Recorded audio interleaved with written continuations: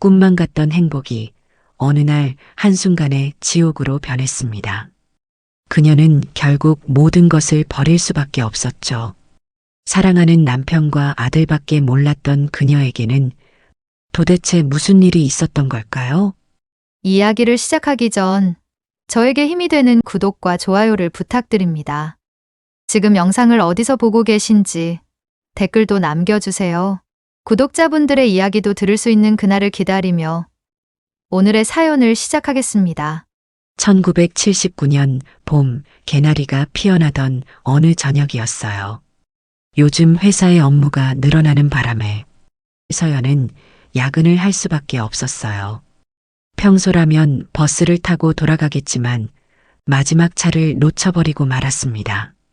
어쩔 수 없이 평소엔 잘 가지 않던 뒷골목 지름길을 택했어요. 그런데 하필 그때 비가 내리기 시작했어요. 아, 진짜 오늘 왜 이러지? 고아원에서 자란 그녀는 올해 25. 언제나 밝고 씩씩했지만 이런 날엔 왠지 더 외로워졌어요. 그녀가 가방으로 머리를 가리며 뛰기 시작했어요. 그런데 뒤에서 누군가 소리쳤어요. 저기 잠깐만요. 비 맞지 마시고 우산 쓰세요. 서연이 뒤를 돌아보니 처음 보는 남자가 뛰어오고 있었어요. 작업복에 안전모까지 쓴 걸 보니 건설 현장에서 막 나온 모양이었어요. 괜찮아요. 저 혼자서 갈 수 있어요. 비가 이렇게 오는데 왜 우산도 없이 가세요? 같이 가요. 도연이 자연스럽게 우산을 펼치며 다가왔어요. 서연은 망설였어요. 낯선 남자와 우산을 같이 쓴다는 게 어색했거든요. 하지만 도연의 눈빛이 너무 따뜻해서 마음이 움직였습니다. 그럼 시장까지만 부탁드려요. 두 사람이 나란히 걷기 시작했어요. 도연은 서연 쪽으로 우산을 기울여서 정작 자신의 어깨는 비에 젖고 있었어요. 어깨 젖으시겠어요. 죄송해서 어떡해요. 괜찮아요. 이 정도는 익숙하니까 걱정하지 마세요. 그때 서연이 발을 헛디뎠어요. 무릉덩이에 발목이 푹 빠지면서 휘청거렸습니다. 조심하세요. 도연이 재빨리 서연의 팔을 잡아 넘어지지 않게 했어요. 그 바람에 우산이 날아가 버렸고 두 사람은 비에 흠뻑 젖었습니다. 어머, 죄송해요. 저 때문에 우산까지. 우산이 뭐가 중요해요. 다치지 않으셨으면 됐어요. 서연은 도연의 진심 어린 모습에 살짝 설레었습니다. 그때 근처 분식집 아주머니가 뛰어나왔어요. 어머, 처녀 총각이 왜 이렇게 젖었어? 얼른 들어와요. 아주머니는 두 사람을 끌다시피 해서 가게 안으로 데려갔어요. 감기 안 걸리게 수건부터 쓰고 따뜻한 거 먹어야지. 라면 끓여줄게요. 서연은 당황했어요.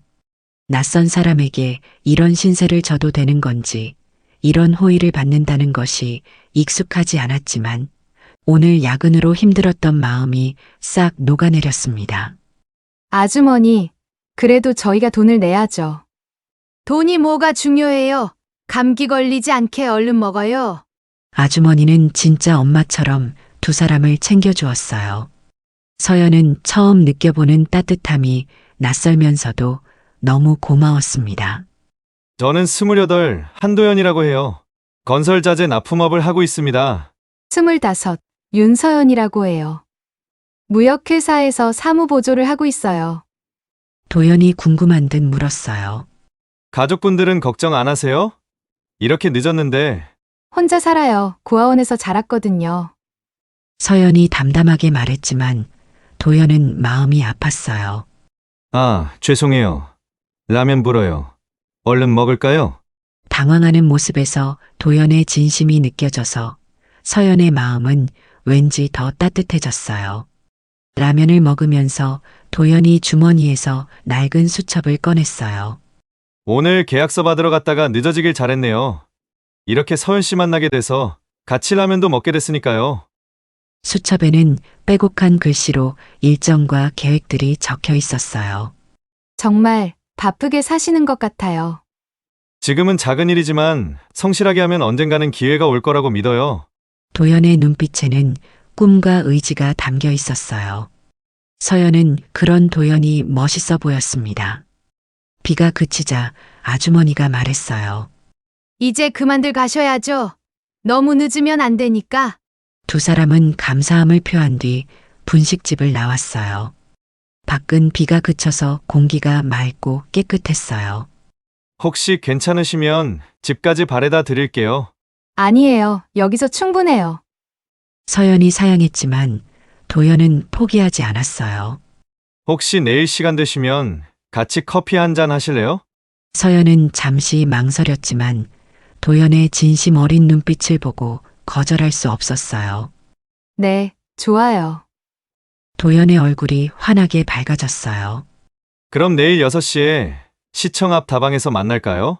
서연도 수줍게 고개를 끄덕였습니다. 그렇게 우연한 비 때문에 시작된 만남이 두 사람의 운명을 바꾸게 될 줄 아직 아무도 몰랐어요. 이 아름다운 시작이 나중에 얼마나 소중한 기억이 될지도 말이에요. 그 분식집에서 처음 만난 뒤 도연과 서연은 매일 만났어요. 시청 앞 다방에서 커피를 마시고 한강 뚝길을 걸으며 꿈을 이야기했죠. 도연은 언젠가 큰 건설회사들과 거래하는 사업가가 되고 싶다고 했어요. 서연은 그런 남자친구의 꿈을 응원하며 그만큼 성실한 사람을 본 적 없다고 말했어요. 어느 가을날 저녁 한강을 걷던 도연이 갑자기 무릎을 꿇었어요. 서연아, 나랑 같이 꿈을 이뤄가자. 평생 함께 말이야. 서연은 눈물을 흘리며 고개를 끄덕였어요. 작은 교회에서 올린 소박한 결혼식이었지만 두 사람에게는 온 세상이 축복해주는 것 같았거든요. 신혼집은 작은 방이 2개 있는 아담한 집이었어요. 살림은 중고 가구로 채웠지만 사랑으로 가득했죠. 그리고 결혼 1년 만에 서연의 뱃속에 새 생명이 찾아왔어요. 서연은 떨리는 손으로 배를 쓰다듬으며 자신이 받지 못한 사랑을 이 아이에게 온전히 주겠다고 다짐했어요. 서연이 떨리는 목소리로 말했습니다. 여보, 이게 정말 꿈은 아니겠지? 나 정말 행복할 수 있게 우리 아이에게 최선을 다할게. 도연이 서연을 조심스럽게 안으며 눈물을 흘렸어요. 서연아, 우리한테 진짜 가족이 생기는 거야. 고마워. 고아였던 서연에게 가족이라는 말이 이렇게 따뜻할 줄 몰랐어요. 몇 달이 흘러 매미가 울어대던 어느 여름 아침이었어요. 건설 현장 컨테이너 사무실에서 도연이 납품 관련 전화를 받고 있었죠. 철근 더미 사이로 트럭들이 분주히 오가고 용접 소리가 요란했습니다. 이번 주 안에 납품하겠다고 약속한 도연이 전화를 끊고 혼잣말을 했어요. 납품은 신뢰가 전부니까 약속은 반드시 지켜야 해. 그가 벽에 붙인 달력을 바라보며 미소 지었어요. 빨간 동그라미가 쳐진 날짜에는 지훈이 출산 예정일이라고 적혀 있었거든요. 그런데 그때 집에서 급한 전화가 왔어요. 여보, 지금 당장 와줘. 나 배가 너무 아픈 것 같아. 도연이 현장을 팽개치고 병원으로 달려갔어요. 몇 시간의 기다림 끝에 건강한 남자아이가 태어났어요. 의사가 축하한다며 아이와 엄마의 건강을 알려줬을 때 도연이 유리창 너머로 신생아실의 아들을 바라보며 다짐했어요. 아빠가 꼭 성공해서 행복하게 해주겠다고 말이에요. 그렇게 세월이 흘러 일을 마치고 집에 도착한 도연이 문을 열자 지훈이가 아장아장 걸어왔고 까르르 웃으면서 팔을 벌리는 아들을 보며 도연이 감탄했어요. 서연은 지훈이랑 아침부터 계속 연습했다면서 지훈이와 도연이를 번갈아 보며 행복한 미소를 지었어요. 도연이 아들을 높이 들어 올리며 빙글빙글 돌렸고 지훈이의 웃음소리가 작은 집안을 가득 채웠습니다. 아들의 첫걸음이 현장 일보다 더 중요하다고 도연이 말했을 때 그에게는 가족이 세상에서 가장 소중한 것이었어요. 저녁이 되자 서연은 도연이 좋아하는 된장찌개를 끓여 상을 차렸어요. 거실에는 따뜻한 전등 불빛이 가족을 감싸고 지훈이의 제잘거림이 집안을 환하게 밝혔어요. 서연이 지훈이의 입에 묻은 이유식을 닦아주고 도연이 아들의 볼에 뽀뽀하는 모습은 그 평범하지만 소중한 일상이 서연에게는 특별했습니다. 서연은 이 행복함이 영원할 것만 같았습니다. 하지만 며칠 후 도연이 집에 평소보다 2시간이나 늦게 들어왔어요.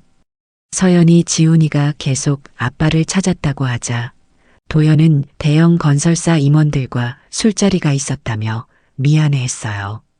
도연의 옷에서 담배 냄새와 술 냄새가 진동을 했고 그녀가 지훈이를 안고 있는데 이상하게도 지훈이는 아빠에게서 고개를 돌렸어요. 요즘 늦게 들어오는 바람에 지훈이가 아빠를 자주 못 봐서 그런가 봐. 그런 그녀의 말에 도연은 미안하면서도 서운한 표정을 지었어요. 이번 계약만 성사되면 달라질 거니까 조금만 참자. 서연은 남편을 이해하려고 했어요. 가족을 위해서 하는 일이니까요. 하지만 마음 한구석은 불안했답니다. 내일은 일찍 들어올게. 서연이 조심스럽게 물었어요. 당신 요즘 많이 힘들어? 도연은 대답 대신 서연의 어깨에 머리를 기댔어요. 다음 날 서연이 현장 사무실로 장부를 정리하러 갔어요. 한 손으로는 지훈이를 안고 다른 손으로는 계산기를 두드렸어요. 지훈이가 옹알이를 하며 손뼉을 치는 동안 서연은 꼼꼼히 장부를 확인했어요. 그런데 장부를 정리하다가 이상한 걸 발견했어요. 몇 개 업체에서 결제가 늦어지고 있었고 금액도 생각보다 컸어요. 마침 현장 소장님이 들어와서 지훈이까지 데리고 일하는 모습에 고생이 많다며 위로해줬어요. 서연은 집에 혼자 둘 수는 없다며 괜찮다고 했고 도연 사장님은 참 복이 많다고 말하시는 소장 아저씨에게 서연은 궁금했던 걸 물어봤어요. 소장님, 이 결제금들은 언제쯤 들어올까요? 현장 소장의 표정이 어두워졌어요. 사모님, 솔직히 말씀드리면 좀 오래 걸릴 것 같아요. 사장님도 많이 힘드실 텐데 걱정이에요. 집에 돌아온 서연이 도연에게 결제 지연되는 업체들이 많다고 하자 도연이 지친 표정으로 소파에 앉았어요. 곧 나아질 거니까 걱정하지 말라며 지금은 사업을 확장할 때라고 했어요. 그래. 자기야 힘내. 우리 지금까지도 잘해왔잖아. 몇 주 후 도연의 귀가 시간이 더욱 늦어졌어요. 밤이 깊어 서연은 지훈이를 토닥이며 재우고 있었습니다. 그때 남편에게서 전화가 걸려왔어요. 여보, 나 오늘도 늦을 것 같아. 너무 기다리지 말고 먼저 자. 이번 주만 벌써 4번째야. 지훈이도 아빠 찾는데. 알아. 나도 마음이 무겁다. 근데 이번 계약만 잘 되면 우리도 조금은 숨통이 트일 거야. 그러니까 조금만 더 이해해줘. 전화를 끊은 서연이 지훈이를 바라보며 중얼거렸어요. 지훈아, 아빠가 요즘 너무 바쁘지? 그래도 우리 지훈이 마음은 알아줄 거야. 그 순간 지훈이가 잠결에 아빠라고 옹알거리니 서연의 마음이 짠해졌어요. 다음 날 아침 도연이 서둘러 나가려는데 지훈이가 울음을 터뜨렸어요. 지훈이가 도연의 다리를 붙잡고 놓아주지 않았어요. 도연이 달래려 했지만 중요한 미팅 때문에 서둘러 나올 수밖에 없었습니다. 도연이 나간 뒤 서연은 우는 아들을 달래며 생각했어요. 사업이 잘 되는 것은 좋지만 가족과 함께하는 시간이 줄어드는 것에 대한 속상함이었죠. 그날 저녁 서연이 지훈이에게 이유식을 먹이고 있을 때였어요. 현관문이 열렸지만 도연의 발걸음이 평소와 달랐습니다. 비틀거리며 들어온 도연이 소파에 털썩 앉았어요. 술 냄새와 함께 낯선 향수 냄새도 났습니다. 서연이 조심스럽게 물었어요. 당신 괜찮아? 도연이 머리를 감싸며 힘들다는 듯 중얼거렸습니다. 큰 계약이 눈앞에 다가왔지만 연이어지는 술자리와 그리고 결제 지연으로 자금 사정이 빠듯하다는 말이었죠. 이번 달 직원들 월급까지 밀릴 수 있다는 말에 서연은 놀란 눈으로 남편 옆에 앉았어요. 며칠 뒤 서연은 시장에서 장을 보고 있었습니다. 그때 동네 아주머니가 다가와 말을 건넸어요. 남편 사업이 잘 되는 듯 요즘 종종 유흥업소 쪽에서 보인다는 얘기를 전한 것이었죠. 서연은 아마 일 때문일 거라고 둘러댔지만 집으로 돌아오는 길 그녀의 마음은 복잡했어요. 그날 밤 도연은 평소보다 더 늦게 집에 들어왔고 그런 남편에게 서연은 차분히 물었습니다. 오늘은 어디서 술 마신 거예요? 거래처 사람들이랑 있었지. 왜? 서연은 더 이상 묻지 않았어요. 그녀는 침묵했지만 마음속에는 작은 의심이 조용히 싹트고 있었습니다. 몇 년이 흘러 지훈이가 초등학교에 입학할 나이가 되었어요. 비 오는 어느 저녁 서연과 지훈이 손을 잡고 횡단보도를 건너고 있었어요. 학용품을 사러 시내에 나갔다가 늦어진 길이었죠. 신호등이 깜빡이기 시작했고 서연이 발걸음을 재촉했어요. 그때였어요. 빗길에 미끄러진 트럭이 붉은 불빛을 뚫고 달려왔어요. 지훈아!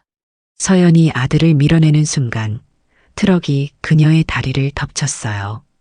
아스팔트에 쓰러진 엄마의 곁에서 지훈이가 울부짖었어요. 엄마! 엄마! 병원으로 실려간 서연의 다리는 심하게 부러져 있었어요.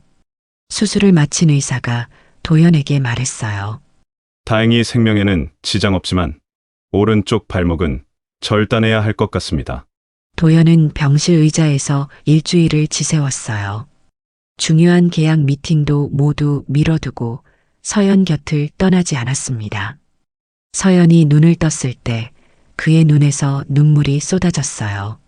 서연아, 정말 미안해. 내가 같이 있었으면. 당신 잘못이 아니야. 지훈이는 괜찮지? 응, 걱정하지 마. 가족이 함께 있으면 뭐든 할 수 있어. 지훈이도 매일 병원에 와서 엄마 옆에서 그림을 그렸어요. 엄마, 빨리 나와서 같이 학교 가자. 서연이 아들의 머리를 쓰다듬으며 눈물을 흘렸습니다. 도연은 회사 직원들에게 당분간 혼자 처리하라고 지시했어요. 그때의 도연에게는 아내와 아들이 세상 전부였습니다. 몇 개월이 흘러 서연이 목발로 걸을 수 있게 되었어요. 어느 날 저녁 도연이 정장을 차려입으며 말했습니다. 오늘 사장님들 부부 동반 모임이 있어. 같이 갈까?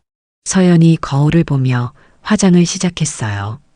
하지만 목발을 짚고 서 있는 모습을 보니 마음이 무거워졌습니다. 나 때문에 민폐 끼치는 건 아닐까? 도연이 넥타이를 매다가 손을 멈췄어요. 사실 그도 같은 걱정을 하고 있었거든요. 괜찮을 거야. 천천히 가면 돼.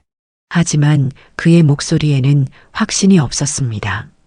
결국 그날 서연은 집에 남았어요. 도연이 나간 후 서연은 거울 속 자신을 바라보며 한숨을 쉬었어요. 다음 주 지훈이 학교 운동회가 있었어요. 서연이 목발을 짚고 운동장에 나타나자 다른 학부모들이 수군거렸습니다. 저분이 지훈이 엄마구나? 안 됐네. 교통사고 났다던데 젊은 나이에 어떡하면 좋아? 서연은 그런 시선들을 느끼며 관중석 뒤쪽에 앉았어요. 지훈이가 달리기에서 1등을 했을 때 서연은 일어나서 박수를 치려다가 목발 때문에 주저앉았습니다. 주변 사람들의 동정 어린 시선이 따가웠어요. 지훈아, 잘했어. 지훈이 달려와서 금메달을 보여줬지만 친구들이 서연의 발목을 신기하게 바라보았어요. 지훈아, 너희 엄마 다리 왜 그래? 지훈이의 얼굴이 빨개졌어요. 집으로 돌아오는 길 서연이 아들에게 말했어요. 엄마 때문에 창피했지. 지훈이 고개를 흔들었지만 그의 표정은 무거웠습니다. 그날 밤 도연이 늦게 들어왔어요. 서연이 거실에서 기다리고 있었습니다. 모임은 어땠어? 도연이 소파에 앉으며 한숨을 쉬었어요. 다들 부인들이랑 같이 와서 좀 어색했어. 서연의 가슴이 철렁했어요. 내가 같이 갔으면 좋았을 텐데. 아니야. 괜찮아. 하지만 도연의 목소리에는 아쉬움이 묻어 있었어요. 며칠 후 서연이 도연의 정장 주머니를 정리하다가 명함을 발견했습니다. 김미영 기획실장이라고 적힌 명함 뒷면에는 손글씨로 전화번호가 적혀 있었어요. 서연이 조심스럽게 물어봤어요. 이분은 누구야? 도연이 TV를 보다가 대수롭지 않게 대답했어요. 회사 사람인데 요즘 프로젝트 때문에 자주 만나고 있어. 그 순간 서연은 이상한 느낌을 받았습니다. 남편이 자신을 똑바로 보지 않고 있었어요. 그날 밤 서연은 잠들지 못하고 천장을 바라봤어요. 언제부터인가 남편의 눈빛이 예전 같지 않다는 생각이 들었습니다. 시간이 지나면서 도연의 사업은 크게 성장했습니다. 납품 물량이 폭증하면서 골프장에서 사업가들과 만나고 유흥업소에서 접대하는 일이 일상이 되었어요. 하지만 집은 점점 더 텅 비어갔습니다. 어느 저녁 서연이 혼자 지훈이 숙제를 봐주고 있을 때였습니다. 지훈이가 연필을 놓으며 물었어요. 엄마, 아빠는 왜 매일 늦게 와? 서연이 아들의 머리를 쓰다듬으며 대답했어요. 아빠는 우리를 위해 열심히 일하고 있잖아.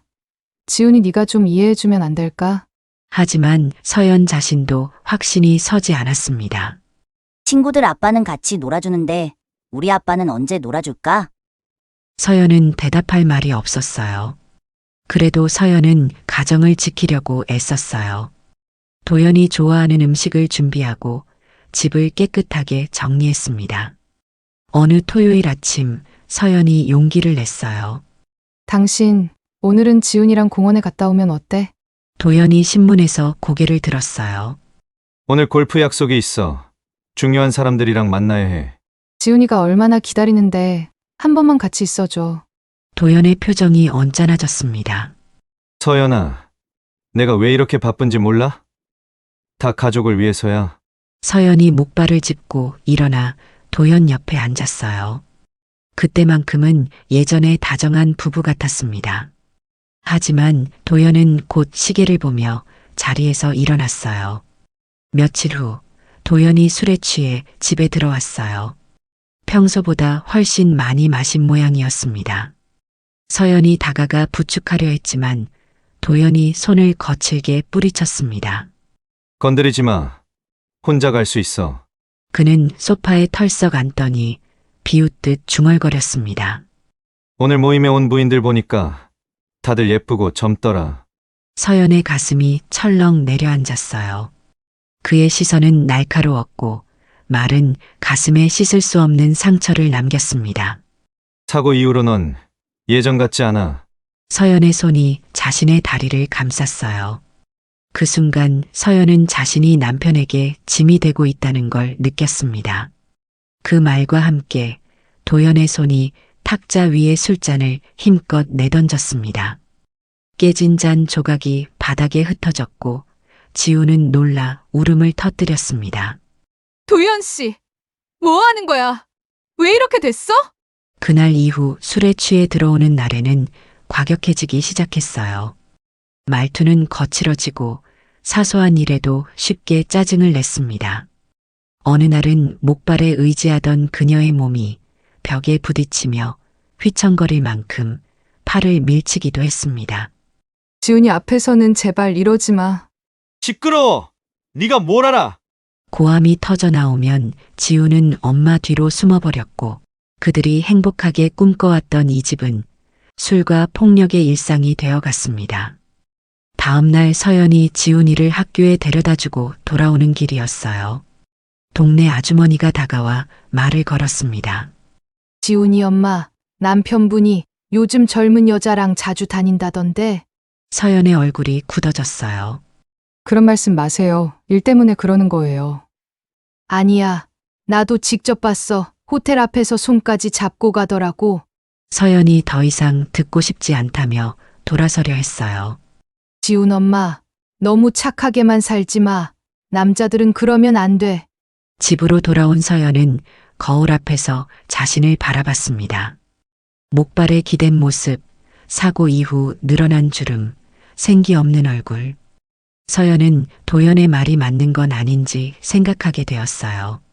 난 정말 끝난 걸까? 그날 밤에도 도연은 술에 취해 돌아와 서연의 팔을 세게 잡아 끌었습니다. 버티던 그녀의 팔에 멍이 시퍼렇게 번졌고 지우는 공포에 떨며 방문 뒤에 숨어 울었습니다. 이웃들은 밤마다 들려오는 고성과 충격음에 고개를 저었지만 아무도 나서서 말리지 않았습니다. 집안의 울음은 언제나 서연과 지훈의 몫이었죠. 그날 밤 도연이 평소보다 더 늦게 들어왔어요. 서연이 거실에서 기다리고 있었습니다. 어디 있었어? 연락도 안 되고. 도연이 짜증스럽게 대답했어요. 일 때문이야. 왜 이렇게 간섭해? 간섭이 아니라 걱정이야. 난 당신 아내잖아. 도연이 갑자기 폭발했습니다. 아내, 지금 우리가 가족 같아? 넌 집에서 뭐 하는데? 서연이 떨리는 목소리로 말했어요. 나도 최선을 다하고 있어. 비록 이 몸이지만. 도연이 서연을 노려보며 말했어요. 그 눈빛에는 더 이상 사랑이 없었습니다. 그리고는 그녀의 손목을 세게 비틀며 말했습니다. 사고 이후 넌 끝났어. 인정해. 순간 서연의 몸이 바닥으로 밀려 넘어졌고 그녀는 아픔을 삼킨 채 눈물을 흘렸습니다. 서연은 떨리는 손으로 작은 가방에 옷가지를 넣어봤지만 지훈의 잠든 얼굴을 보는 순간 차마 발걸음을 뗄 수 없었어요. 고아였던 그녀에게 아들은 결코 버릴 수 없는 존재였으니까요. 그러나 팔에 남은 멍은 지워질 틈도 없이 겹쳐갔고 베개에는 밤마다 눈물 자국이 번져갔어요. 아들을 지켜내겠다는 다짐 뒤에는 언젠가 이 폭력의 굴레에서 벗어나야 한다는 두려운 생각이 더 크게 자리를 잡고 있었습니다. 늦가을의 찬바람이 교문 틈새로 스며들었지만 강당 안은 열기로 후끈 달아올라 있었어요. 부모들은 꽃다발을 들고 분주했고 아이들은 무대 뒤에서 소곤거리며 긴장된 목소리를 내뱉었습니다. 목발을 짚은 서연은 조심스레 뒷자리에 앉았습니다. 낡은 커튼 위로 퍼진 조명이 아이들의 얼굴을 환하게 비추고 있었죠. 저기 지훈이 엄마 아냐? 다리 다쳤다더니. 그러게요. 저런 모습으로도 왔네. 지훈아, 엄마 왔어. 무대 가장자리에 선 지우는 엄마의 시선을 느꼈지만 눈을 돌려버렸습니다. 피아노 반주가 시작되자 아이들이 반원으로 서서 노래를 불렀습니다.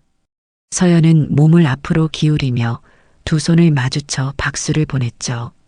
우리 지훈이가 제일 잘하네. 최고야. 그 순간 지훈이의 눈가가 흔들렸어요.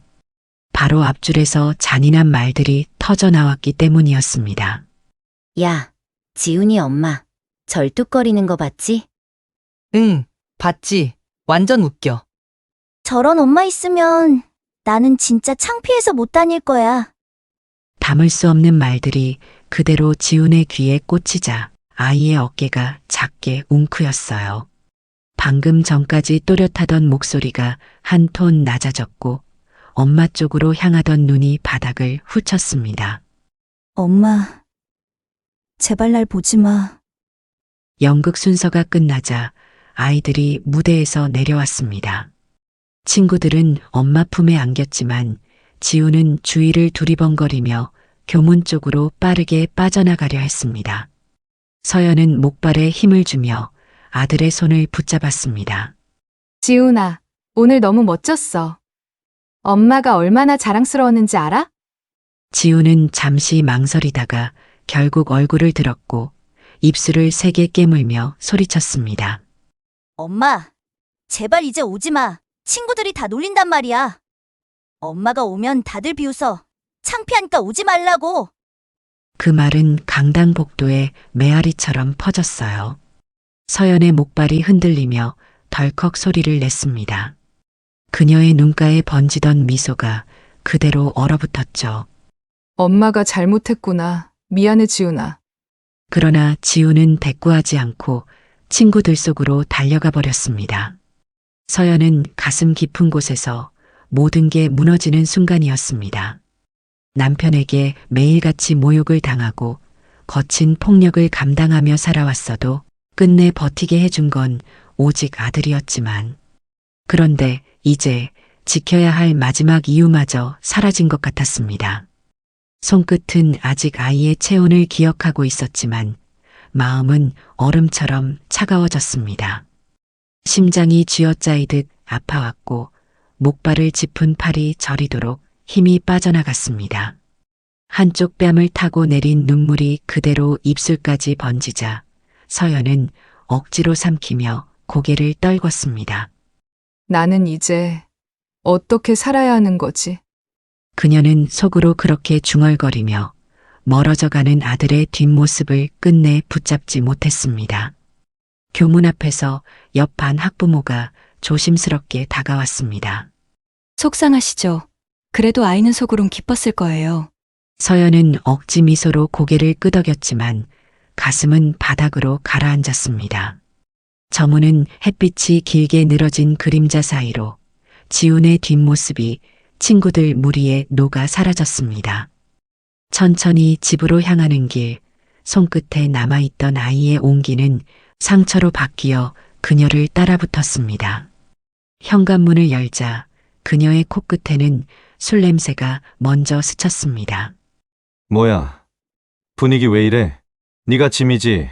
집안 꼴이 이게 뭐야? 말과 함께 그녀의 팔이 밀렸고 목발이 벽을 치며 쓰러졌습니다. 그녀는 방으로 들어갔고 문틈 너머에서는 이불을 움켜쥔 작은 흐느낌이 새어나왔습니다. 밤이 깊자 서연은 지훈의 방 앞에 오랫동안 서 있었습니다.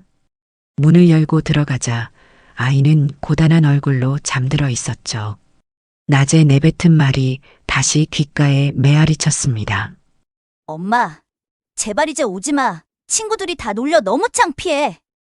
그 메아리는 다시 한번 가슴 안쪽을 칼로 베는 듯 했습니다. 서연은 서랍 속 작은 가방을 꺼내 옷 몇 벌을 접었습니다.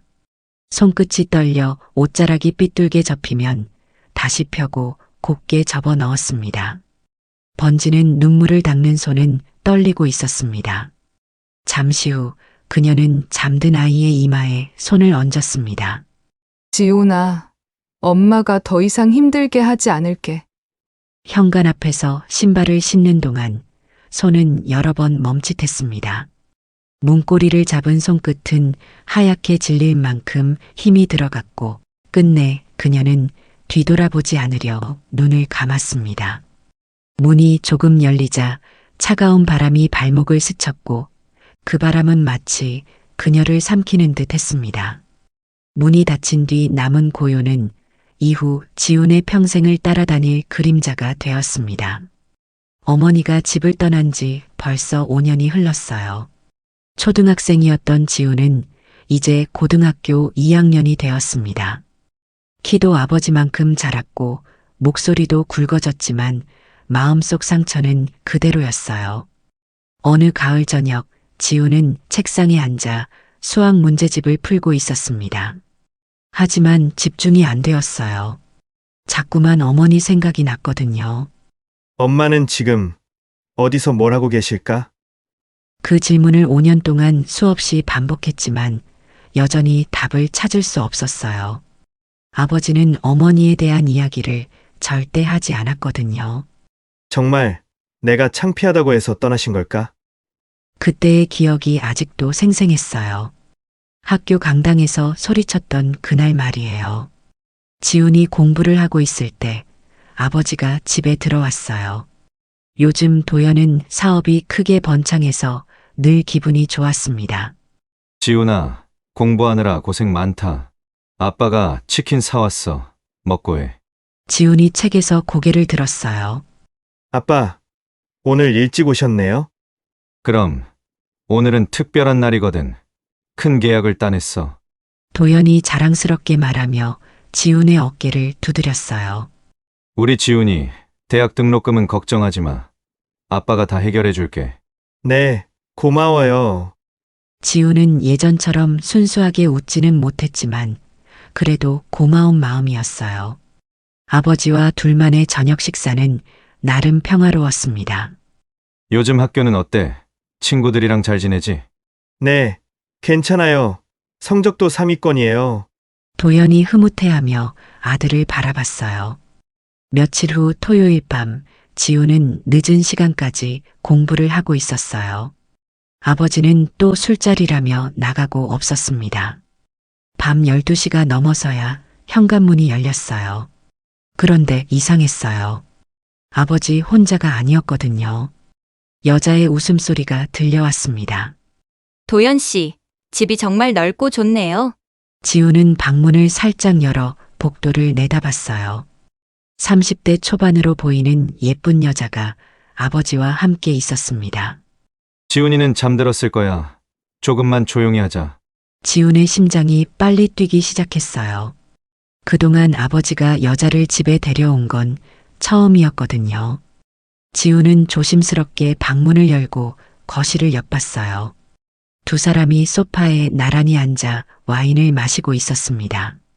도연 씨는 정말 멋있어요. 이렇게 큰 사업을 혼자 일궈내시다니. 혼자가 아니야. 미영이 같은 든든한 파트너가 있으니까 가능한 거지. 지우는 파트너라는 단어에 귀를 기울였어요. 단순한 직장 동료는 아닌 것 같았습니다. 그런데 부인분은 언제 돌아오세요? 아직도 연락이 안 되나요? 지훈의 온몸이 긴장했어요. 5년 만에 듣는 어머니 이야기였거든요.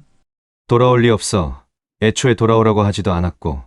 지훈의 눈이 커졌어요. 그래도 아들이 있잖아요. 엄마가 그리울 텐데.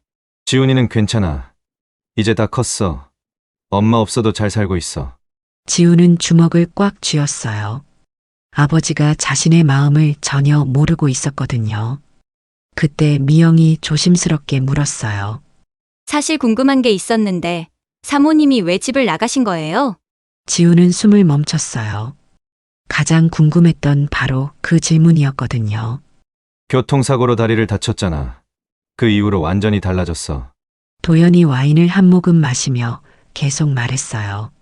어디 데려가기도 창피하고 집에서도 우울해하기만 하고 그냥 짐이었던 것 같아. 지훈의 가슴이 찢어지는 것 같았어요. 그래도 한때는 사랑하셨잖아요. 처음엔 동정심이었던 것 같아. 고아원 출신이라고 하니까 불쌍하기도 하고. 지훈은 더 이상 들을 수 없었어요. 사고 난 뒤에 지훈이도 엄마를 창피해했어. 학예회 때 오지 말라고 소리쳤거든. 그 순간 지훈은 모든 진실을 알게 되었어요. 내가 사라지라고 말하기는 했지만 자기가 자존심 상해서 나간 거지 뭐. 지훈은 주먹으로 입을 막고 그 자리에 굳어버렸어요. 그동안 자신을 괴롭혔던 죄책감이 사실은 아버지의 거짓말 때문이었다는 걸 깨달았거든요. 그날 밤 지훈은 잠들지 못했어요. 그동안의 죄책감이 이제는 아버지에 대한 분노로 바뀌는 순간이었습니다. 그리고 지훈이는 혼자 말했어요. 아빠, 당신이 엄마한테 한 짓을 똑같이 갚아줄게요. 17살 소년의 마음속에 복수의 씨앗이 싹트기 시작했어요. 어린 시절의 순수함은 사라지고 차가운 분노만이 남았습니다. 그리고 그 분노는 훗날 아버지의 모든 것을 무너뜨릴 무서운 힘이 되는 시작이었습니다. 1997년 여름, 지훈은 이제 고등학교 3학년이 되어 있었어요. PC통신이 요동치던 그 시절, 야간 자습실에서 홀로 앉아있는 지훈의 모습은 남달랐습니다.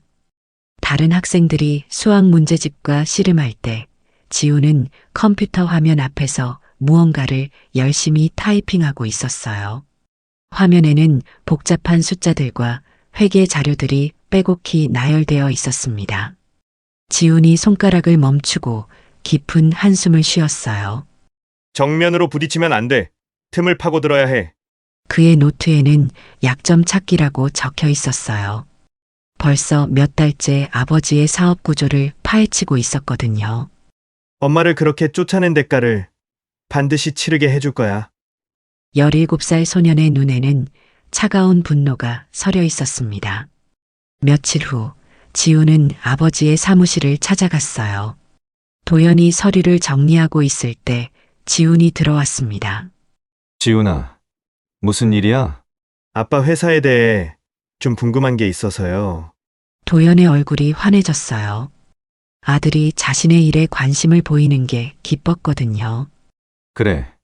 뭐가 궁금한데? 어떻게 하면 이렇게 큰 회사가 될 수 있는지, 계약은 어떻게 따내는 건지요. 지훈이 진심 어린 눈빛으로 물었어요. 우리 아들이 벌써 사업에 관심이 있구나? 자랑스러운데. 도연이 아들의 어깨를 다정하게 두드렸습니다. 일단 신뢰가 제일 중요해. 약속은 꼭 지켜야 하고 좋은 사람들과 관계를 맺어야 해. 관계요?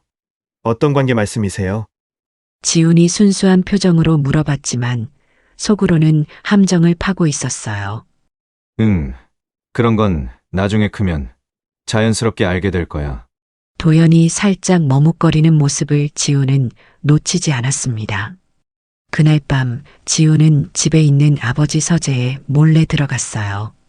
책장 사이사이와 서랍을 하나씩 뒤져가며 서류들을 확인했습니다. 몇 시간 뒤 지훈은 결정적인 증거를 발견했어요. 불법 하청업체와의 계약서, 그리고 공무원들에게 건넨 리베이트 명세서였습니다. 역시나 깨끗한 사업이 아니었어. 지훈이 서류들을 복사하기 시작했어요. 그때 갑자기 문 열리는 소리가 들렸습니다. 지훈은 재빨리 서류들을 숨기고 책상에 앉았어요. 지훈아, 이 시간에 서재에서 뭐 해? 경제과제가 있어서 자료 좀 찾고 있었어요. 지훈이 자연스럽게 책을 펼치며 대답했습니다. 그래. 너무 늦게까지 하지는 마라. 내일 학교 가야지. 도연이 의심 없이 방을 나갔고 지훈은 안도의 한숨을 쉬었어요. 다음 날 학교에서 지훈은 컴퓨터부 선배에게 도움을 요청했어요. 지훈아, 이거 정말 해킹하는 거야? 네, 선배님. 아버지 회사 보안 점검을 부탁받았어요. 지훈이 거짓말로 선배를 속였습니다. 그럼 이 프로그램 써봐. 전산망에 접속해서 데이터 조작도 가능해. 선배가 플로피 디스크를 건네주며 설명해줬어요. 며칠 후 지훈은 익명으로 국정감사위원회에 제보 편지를 보냈습니다. 아버지 회사의 불법 하청과 리베이트 증거들을 모두 첨부해서 말이에요. 동시에 밤마다 아버지 회사 전산 시스템에 침입해서 미묘한 오류들을 만들어냈어요. 납품 일정을 하루씩 늦추고 계약 조건을 살짝 바꾸는 식으로 말이죠. 도연은 처음에는 작은 실수 정도로 여겨졌지만 점점 문제가 커져갔습니다. 거래처들의 불만이 쌓이기 시작했고 도연은 점점 초조해했어요. 1997년 가을 외환위기가 터졌어요. IMF 구제금융이 발표되면서 전국이 충격에 빠졌습니다. 그런데 이 위기는 지훈에게는 절호의 기회였어요. 이미 내부 문제로 흔들리던 아버지 회사의 결정타를 날릴 때가 온 거였거든요. 어느 날 저녁 도연이 술에 취해 집에 들어왔어요. 평소보다 훨씬 심하게 취해 있었습니다. 지훈아, 아빠가 모든 걸 잃을 수도 있어. 도연이 소파에 쓰러지듯 앉으며 중얼거렸어요. 왜요? 무슨 일 있었어요? 세무감사에서 우리 회사가 조사 대상이 됐어. 누가 제보했는지 모르겠지만 지훈은 아무 표정 없이 아버지를 바라봤습니다. 거래처들도 하나둘 떠나고 있어. IMF 때문에 다들 어려우니까. 도연이 술잔을 들며 한숨을 쉬었어요. 처음엔 정말 사랑했는데 서연이를 말이야. 갑자기 나온 어머니 이야기에 지훈의 가슴이 철렁했어요. 내가 너무 욕심이 많았나 봐. 돈을 벌수록 더 많이 원하게 되더라. 도연의 목소리에는 후회가 섞여 있었습니다. 지금이라도 엄마한테 사과하시면 되잖아요. 이미 다 늦었어. 서연이도 회사도 모든 게 다. 도연이 고개를 떨구며 눈물을 흘렸어요. 하지만 지훈의 마음은 조금도 흔들리지 않았습니다. 며칠 후 도연의 회사는 연쇄부도를 맞았어요. 감사조사 결과 불법 행위가 드러났고 IMF 위기와 맞물려 완전히 무너졌습니다. 지우는 아버지의 절망적인 모습을 바라보며 조용히 중얼거렸어요. 이제 시작이야, 아빠. 엄마가 느꼈던 고통을 당신도 느껴봐. 복수의 첫 단추가 채워진 순간이었습니다. 하지만 지우는 아직 몰랐어요. 이 복수가 자신에게도 얼마나 큰 상처를 남길지 말이에요. 2024년 가을, 서울 강남의 한 고층 빌딩 최상층이었어요. 40대가 된 지우는 이제 세계적인 가상화폐 투자자로 이름을 떨치고 있었습니다. 특히 비트코인 투자로 엄청난 부를 이뤘죠. 그의 사무실 벽에는 세계 각국 경제지에 실린 기사들이 걸려 있었어요. 한국의 워렌 버핏, 암호화폐계의 전설, 20년 만에 이룬 기적. 하지만 지우는 창밖 한강을 바라보며 공허한 표정을 짓고 있었어요. 이 모든 게 무슨 의미가 있을까? 그의 손에는 방금 도착한 자선단체 감사패가 들려 있었습니다. 올해만 수십억 원을 기부했지만 마음의 구멍은 메워지지 않았어요. 하지만 그래도 해야만 했습니다. 어머니는 지금 어디서 뭘 하고 계실까? 27년이 지나도록 어머니에 대한 그리움은 사라지지 않았습니다. 며칠 후 지우는 소외계층 아이들을 위한 장학재단 후원 행사에 참석했어요. 그곳에서 한 어린 소녀가 다가와 편지를 건넸습니다. 아저씨, 제가 쓴 편지예요. 고마워서요. 지훈이가 정성스럽게 접힌 편지를 펴서 읽어보니 아저씨 덕분에 학교 다닐 수 있게 되었어요. 너무 감사합니다. 라고 적혀 있었어요. 고마워. 정말 예쁘게 썼네. 이제 아프지 말고 공부 열심히 하자. 소녀가 환하게 웃으며 대답했어요. 네. 커서 꼭 아저씨처럼 좋은 사람이 될 거예요. 그 순간 지훈의 얼굴에는 오랜만에 진짜 미소가 떠올랐습니다. 행사가 끝나고 차에 앉은 지훈은 다시 공허한 현실로 돌아왔어요. 집으로 가는 길, 또다시 혼자만의 시간이었습니다. 펜트하우스에 도착해도 반겨주는 사람은 아무도 없었어요. 지훈은 그동안 어머니를 찾기 위해 많은 노력을 해왔어요. 사설 탐정을 고용해 보기도 하고 실종자 찾기 단체에도 의뢰해 봤습니다. 하지만 긴 세월 동안 모든 노력이 무의미했어요. 어느 날 밤 지훈은 잠들지 못하고 오래된 사진첩을 꺼냈어요. 어린 시절 어머니와 함께 찍은 사진들이었습니다. 어머니, 꼭 건강하게 있으셔야 해요. 제가 꼭 찾아가겠습니다. 그때 갑자기 휴대폰이 울렸어요. 고등학교 동창 민수에게서 온 전화였습니다. 지훈아, 오랜만이다. 요즘 어떻게 지내? 민수야. 나야 그냥 뭐 잘 지내고 있어. 시간 되면 한번 만날까? 옛날 얘기도 하고 술도 한잔하자. 지우는 오랜만에 반가운 마음이 들었어요. 며칠 후 지우는 동창 민수와 동대문 근처 포장마차에서 만났어요. 야, 너 정말 대박 났구나? 뉴스에서 봤어. 아니야. 그냥 운이 좋았던 것 같아. 둘은 한 잔씩 주고받으며 즐거운 시간을 보내고 있었어요. 그런데 지훈아, 너 고등학교 때부터 뭔가 무거운 짐을 지고 있는 것 같던데? 지훈이 잠시 멈칫했어요. 무거운 짐? 응. 다른 애들이랑 다르게 늘 어른스러웠었어. 특히 어머니 얘기만 나오면 더 그랬던 것 같아. 지훈의 표정이 어두워졌습니다. 우리 엄마는 내가 어렸을 때 많이 힘들어 하시다가 집을 떠나셨어. 지금까지 계속 찾고 있는데 못 찾겠어. 정말? 미안해. 내가 몰랐어. 괜찮아.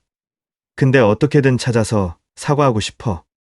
내가 어렸을 때 상처를 드렸거든. 민수가 지훈의 어깨를 두드리며 위로해줬어요. 두 사람이 이야기를 나누고 있을 때였어요. 지훈이 무심코 맞은편 골목을 바라봤습니다.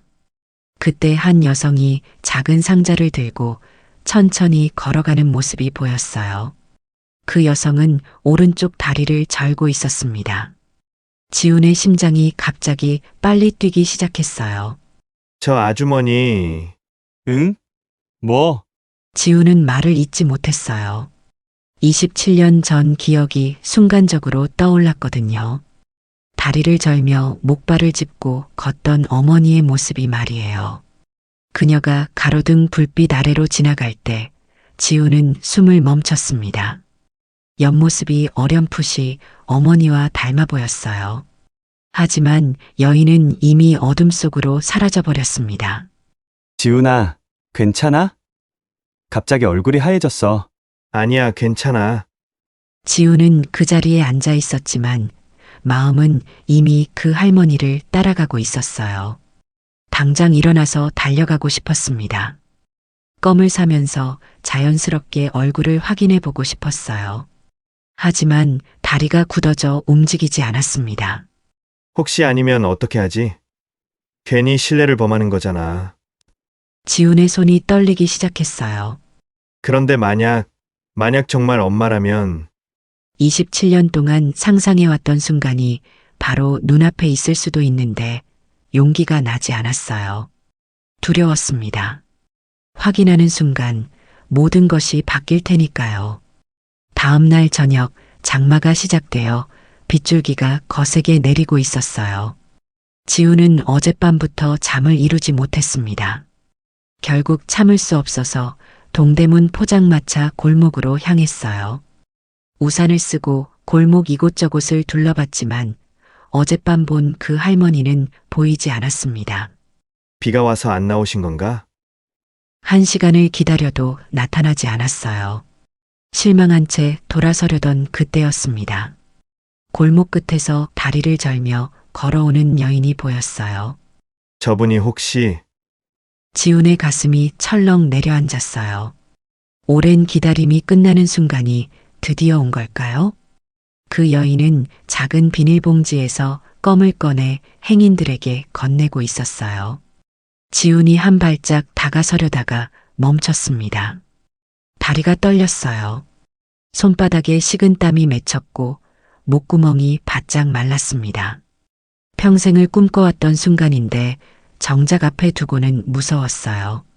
만약 다른 분이시라면 아니면 엄마가 날 알아보지 못하시면 지우는 깊게 숨을 들이쉬고 용기를 냈습니다. 할머니, 껌 하나 주세요. 서연이 고개를 들어 지훈을 바라봤어요. 그 순간 지훈의 온몸에 전율이 흘렀습니다. 세월이 많이 흘렀지만 분명히 어머니의 눈빛이었어요. 1,000원이에요. 서연은 지훈을 알아보지 못했습니다. 당연했어요. 초등학생이었던 아들이 이제 40대 중년 남성이 되었으니까요. 여기 있습니다. 잔돈은 괜찮습니다. 지훈이 떨리는 손으로 10,000원짜리를 건넸어요. 아이고, 고맙습니다. 서연의 목소리는 예전과 똑같았습니다. 따뜻하고 다정한 그 목소리 말이에요.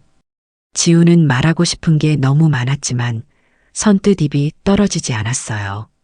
서연이 껌을 다 팔고 골목을 떠나려 할 때 지훈은 멀찍이 따라갔어요. 비를 맞으며 30분 정도 걸어간 끝에 서연은 허름한 단층 집 앞에 멈춰 섰습니다. 낡은 대문을 열고 들어가는 모습을 확인한 지훈은 집 주소를 기록해 두었어요.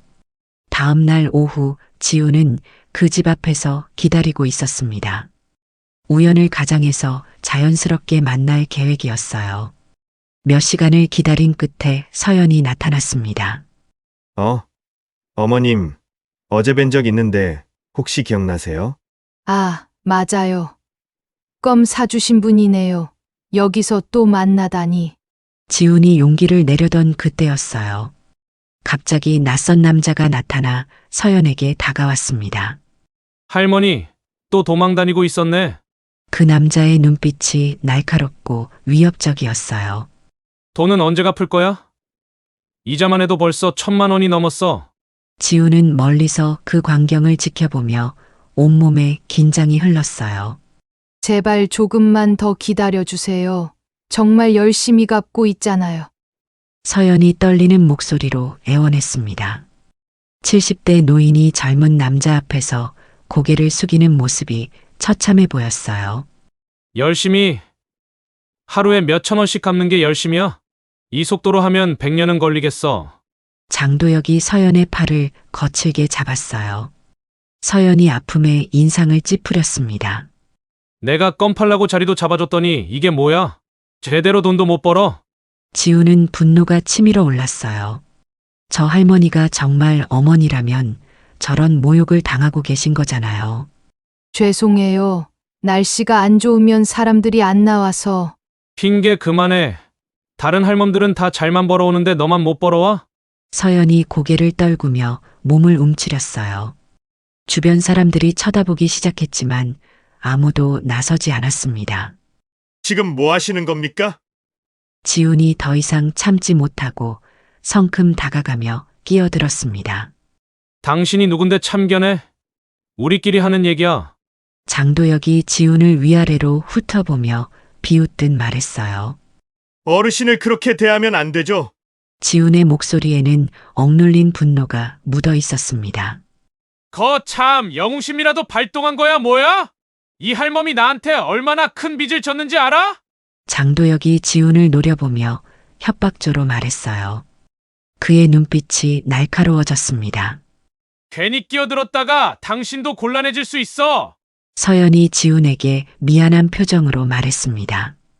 젊은이가 자신 때문에 피해를 당할까봐 걱정되었어요. 젊은이, 고마운데 그냥 가세요. 제가 알아서 할게요. 지훈은 주먹을 꽉 쥐었어요.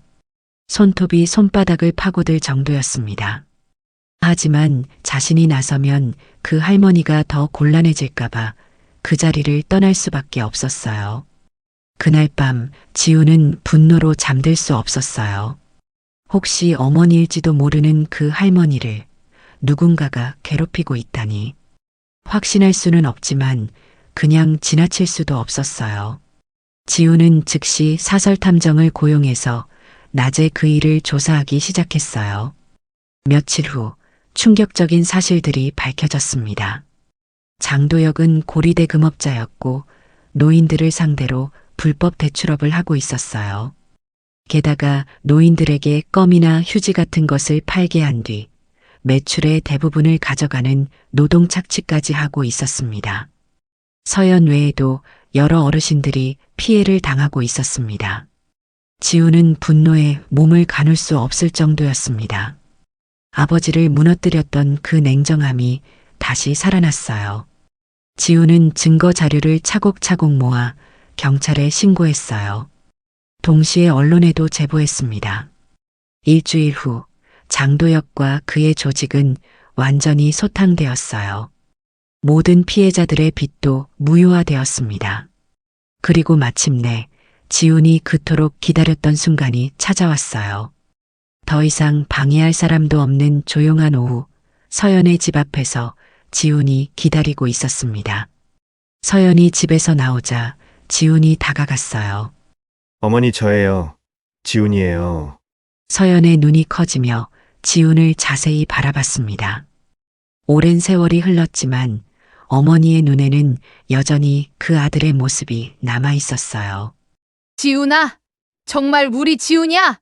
서연의 목소리가 떨렸어요. 손으로 지훈의 얼굴을 어루만지려다가 멈칫했습니다. 네, 엄마. 오랫동안 찾았어요. 지훈의 목소리가 메었어요. 그런데 갑자기 감정이 복받쳐 올랐습니다. 엄마, 왜 이렇게 살고 있어요? 이런 고생을 하면서. 지훈의 목소리에 원망이 섞였어요. 내가 찾지 못해서 이런 일을 당하신 거잖아요. 나보다 못한 놈들한테 괴롭힘을 당하시면서. 서연의 눈에서 뜨거운 눈물이 흘러내렸어요.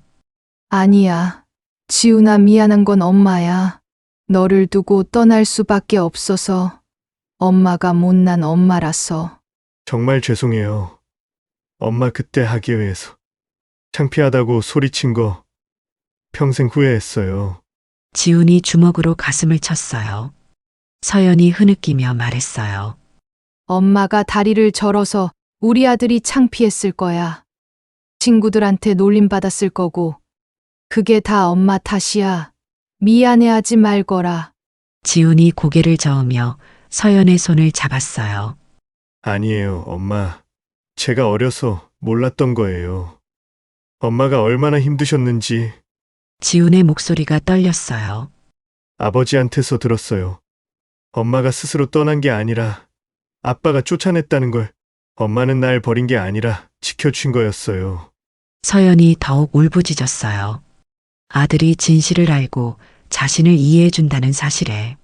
지훈아, 엄마가 너무 보고 싶었어. 하루도 생각 안 한 날이 없었어. 지훈이 서연을 꼭 안으며 목 놓아 울었어요. 이제 다시는 이런 고생 안 시켜요. 내가 지켜드릴게요. 두 사람이 서로를 꼭 안았어요. 우리 지훈이 이렇게 훌륭하게 자랐구나. 고맙다. 오랜 기다림의 끝이었습니다. 길고 긴 이별의 마침표였어요. 어머니와 재회한 지 한 달이 지난 어느 날 아침이었어요. 지훈은 그동안 못다한 효도를 하루라도 빨리 보상하려고 애쓰고 있었습니다. 서연을 위해 깨끗하고 따뜻한 새 집을 마련해서 함께 살기 시작했고, 최고의 병원에서 건강검진도 받게 했어요. 매일 아침 직접 요리한 음식으로 식사를 차려드리고 함께 산책하며 이야기를 나눴습니다. 서연은 아들의 정성이 너무 고마웠고 내 아들이 이렇게 훌륭하게 자라준 것에 감사했어요. 하지만 지훈에게는 이 모든 것이 부족하게만 느껴졌습니다. 20년이 넘는 세월 동안 혼자 고생하신 어머니를 생각하면 평생을 다 바쳐도 모자랄 것 같았거든요. 그런 평온한 일상이 흘러가던 어느 날 아침이었어요. 지훈의 휴대폰이 울렸습니다. 경찰서에서 온 전화였어요. 한지훈 씨 되시죠? 부친이신 한도연 씨에 관해서 연락드렸습니다. 지훈의 가슴이 철렁 내려앉았어요. 그동안 연락을 끊고 살았던 아버지였거든요. 네, 무슨 일이시죠? 간경화로 돌아가셨습니다. 유족으로 연락처가 남아 있어서요. 지훈은 복잡한 감정에 휩싸였습니다. 미워했던 아버지였지만 돌아가셨다는 소식에 그의 감정은 어떤 말로도 표현할 수 없었습니다. 언제 돌아가셨나요? 3일 전입니다. 혼자 사시던 원룸에서 발견되었어요. 지훈의 눈가에 뜨거운 것이 맺혔어요. 미워했지만 그래도 아버지였는데 이렇게 쓸쓸하게 돌아가셨다니. 지훈은 서연에게 아버지의 소식을 전했어요. 서연의 표정이 복잡해졌습니다. 그래도 장례는 치러야지. 어머니가 가실 필요는 없어요. 제가 혼자 다녀올게요. 서연이 지훈의 손을 잡았어요. 지훈아, 아무리 그래도 네 아버지야. 그리고 한때는 엄마가 사랑했던 사람이기도 하잖니. 지훈이가 어머니를 이해한다는 듯 고개를 끄덕였습니다. 며칠 후 소박한 장례식이 치러졌어요. 참석한 사람은 지훈과 서연뿐이었습니다. 장례식장에서 서연이 도연의 영정 앞에 조용히 인사했어요. 이제 편히 쉬세요. 장례 후 지훈은 아버지의 원룸을 정리하러 갔어요. 허름한 원룸에는 술병들과 오래된 신문들이 쌓여 있었습니다. 지훈이 옷장을 정리하던 중 낡은 봉투 하나를 발견했어요. 봉투 겉면에는 지훈에게라고 떨리는 글씨로 적혀 있었습니다. 지훈의 손이 떨렸고 봉투 안에는 편지가 들어 있었어요. 아버지의 필체였지만 예전보다 많이 흔들리고 있었습니다. 지훈이 편지를 펼치자 눈물이 앞을 가렸어요. 지훈아, 아빠가 정말 미안하다. 너와 엄마에게 씻을 수 없는 상처를 줬구나. 사실 엄마가 사고 난 이후 아빠는 겁이 났어. 장애를 가진 아내를 평생 책임져야 한다는 것이 무서웠던 거야. 솔직히 말하면 사고 후에 엄마를 보는 내 마음도 달라졌단다. 예전처럼 사랑스럽게 보이지 않았고 짐처럼 느껴졌던 게 사실이야. 그 감정이 너무 끔찍해서 인정하고 싶지 않았지만 그게 비겁한 아빠의 진심이었단다. 그래서 냉정하게 굴었고 결국 이렇게 되고 말았지. 내가 변한 건 엄마 탓이 아니라 내가 그만큼 얕은 인간이었기 때문이야. 나는 정말 비겁한 인간이었다. 성공한다고 설쳐댔지만 결국 모든 걸 잃고 혼자 죽어가고 있구나. 지훈아, 부탁이다. 엄마를 꼭 찾아서 아빠 대신 사과해다오. 미안하다, 아들아. 지훈이 편지를 읽으며 참을 수 없는 눈물이 흘렀고 허망한 기분이 들었어요. 지금 와서 이런 편지가 무슨 의미가 있을까요? 집으로 돌아온 지훈이 서연에게 편지를 보여줬어요. 서연도 편지를 읽으며 눈물을 흘렸습니다. 그래도 마지막에는 후회하고 있었구나. 엄마, 저도 이제 아버지를 용서할 수 있을 것 같아요. 서연이 지훈의 머리를 쓰다듬었어요. 그래야지 지훈아. 미움은 우리만 아프게 하지 않겠니? 네, 엄마. 이제 정말로 새로운 시작이에요. 며칠 후 또다시 장마가 시작되었어요. 지훈과 서연은 함께 산책을 나왔습니다. 빗방울이 떨어지기 시작하자 지훈이 우산을 펼쳤어요.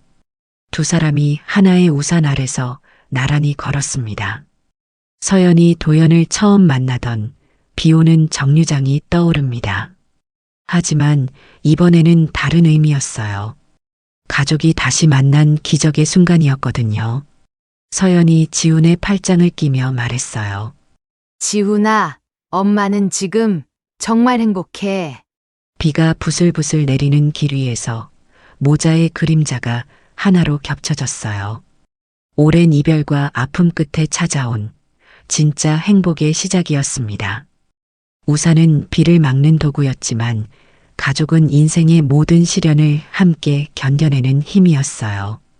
돈도 명예도 복수도 모두 도구일 뿐이었습니다. 진짜 소중한 것은 사랑하는 사람과 함께하는 시간이었어요. 지훈과 서연의 새로운 이야기가 지금부터 시작되었습니다. 이제 정말로 그들에게는 따뜻한 내일만이 기다리고 있을 거예요. 가족의 사랑은 어떤 시련도 이겨낼 수 있습니다. 미움보다는 용서를, 원망보다는 이해를 선택할 때 진정한 행복이 찾아오는 것 같아요. 시간은 기다려주지 않습니다. 가족에게 상처를 받았거나 상처를 주었다면 지금 당장 마음을 전해보세요. 후회는 언제나 너무 늦게 찾아오니까요. 여러분의 사연도 함께하는 그날을 위해 구독과 좋아요를 눌러주세요. 감사합니다.